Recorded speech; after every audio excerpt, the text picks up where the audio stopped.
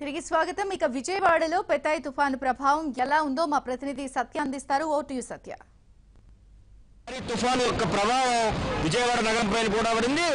ఏదైతే విజయవాడ నుంచి కోల్కతా నుంచి చెన్నై వెళ్లే జాతీయ రహదారిపై భారీగా నీళ్లు నిలిచిపోవడం, మోకాళ్ళ లోతు నీళ్లు నిలిచిపోవడంతో ట్రాఫిక్ కూడా తీవ్ర అంతరాయం కలుగుతుందని మనం చూడొచ్చు.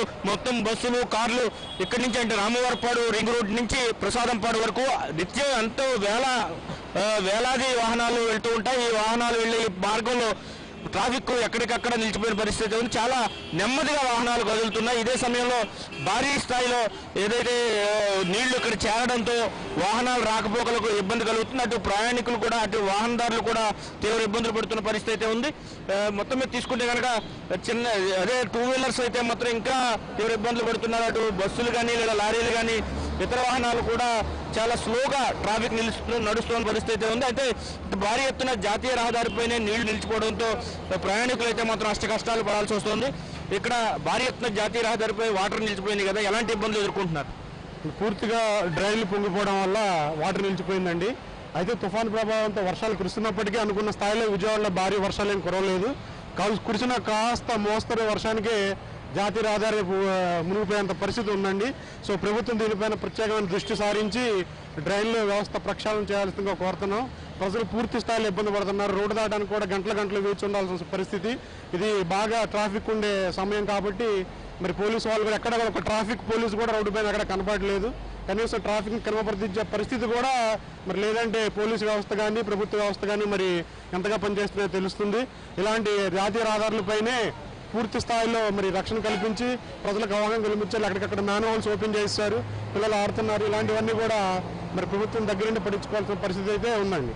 ఇప్పుడు జాతీయ రహదారి మీద నీళ్లు ఇంత దారుణంగా నిలిచిపోయినాయి కదా, మ్యాన్ హోల్స్ లాంటివి ఎక్కడెక్కడ ఓపెన్ చేస్తున్నారు చాలా మంది.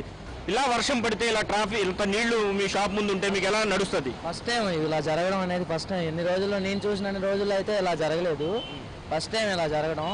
వాళ్ళు కూడా ఫైర్ వాళ్ళు కూడా బాగానే వచ్చారు, బాగానే క్లియర్ చేశారు. వెంటనే వెళ్ళి ఇక్కడికి వచ్చారు, ఫస్ట్ మాట్లాడే కూడా వాళ్ళతో కూడా బాగానే అన్ని శక్తి కళ్యాణ మండపం నిలిచిపోయిందంటే చెప్పారు. బాగానే చేశారు, క్లియర్ చేశారు. 1 గంట 2 గంటల్లో వాటర్ క్లియర్ అయిపోద్దన్నా అని చెప్పారు. అంటే వాటర్ లాడ్ చేయడానికి ఎక్కడికక్కడ మ్యాన్ హోల్స్ అవి క్లియర్ చేశారంట. అడిగాను మామూలుగా ఊరికి టీ తాగడానికి వస్తే అడిగాను. అలాగే ఈవినింగ్కి తుఫాన్ వచ్చిందని చెప్పారు. ఈవినింగ్ 6 o'clock ఆ టైంకి వస్తుందని చెప్పారు. మళ్ళీ వర్షం స్టార్ట్ అవ్వచ్చు అని చెప్పారు వాళ్ళు. అంటే ఎంత మేరకు ఎంతసేపటి నుంచి అండి? నిన్న రాత్రి నుంచి వర్షం కురుస్తుందో ఉదయం నుంచి వర్షం? నిన్న మధ్యాహ్నం వరకు పడింది. నిన్న 2 వరకు పడుతూనే ఉంది. మళ్ళీ నిన్న నైట్ మొదలైంది. నైట్ మొదలు జస్ట్ ఇందాకే క్లియర్ అప్ అయింది.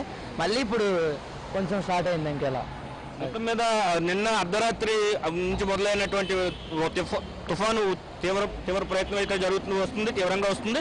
ఇదే సమయంలో నిన్న అర్ధరాత్రి నుంచి కూడా వర్షం పడుతూ ఉన్న నేపథ్యంలో చిన్నపాటి చినుకులుగా ప్రారంభమైన వర్షం భారీగా నైట్ అంతా కురవడంతో ఎక్కడికక్కడ రోడ్లలో నీళ్లు నిలిచిపోయిన పరిస్థితి. గతంలో ఎన్నడూ ఇంత దారుణమైన పరిస్థితి లేదని స్థానికులు కూడా చెబుతున్నారు. అటు ఫైర్ సిబ్బంది కూడా ఉదయం వచ్చి వీళ్ళంత వరకు వాటర్ లాడ్జ్ అవడానికి, వాటర్ ఎక్కడెక్కడ క్లియర్ అవడానికి తగు చర్యలు తీసుకున్నామని కూడా చెప్పిన పరిస్థితి ఉంది. ఇదే సమయంలో అటు డ్రైనేజీల వ్యవస్థను కూడా కేవలం వర్షాకాలంలో వాటిని ప్రక్షాళన చేయడమే కాకుండా మిగతా సమయాల్లో కూడా వాటిని మెయింటైన్ చేయాలనేది స్థానికులకు అభిప్రాయంగా ఉంది. ఇదే సమయంలో రామవరపాడు నుంచి అదేవిధంగా ప్రసాదంపాడు వరకు జాతీయ రహదారిపై నీళ్లు నిలిచిపోవడంతో ట్రాఫిక్ కి మాత్రం తీవ్ర ఇబ్బందులు అయితే కొనసాగుతూనే ఉన్నాయి.